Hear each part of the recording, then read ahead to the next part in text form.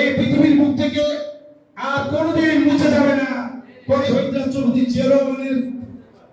একটি তাবিজ থাকতো মাধুরী। এখন আমাদের সামনে কঠিন দায়িত্ব।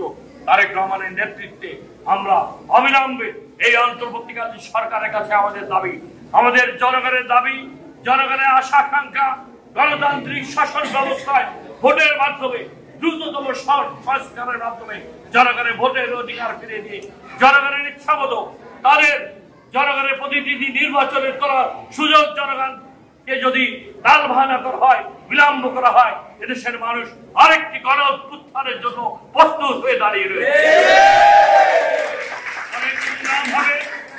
এই লড়াই সংগ্রাম আমরা করতে চাই না। বিএনপির মতো একটি জনপ্রিয় রাজনৈতিক দলকে আমাদের এই সরকারকে আমরা সহযোগিতা করতে চাই। ডক্টর ইউনূসের সরকারের মাঝে অনেক উদ্দেশ্য প্রণোদিত, অনেক অভিসন্ধিমুখী কিছু লোকেরা রয়েছে যারা ষড়যন্ত্র করে ডক্টর ইউনূসকে বিভ্রান্ত করছে।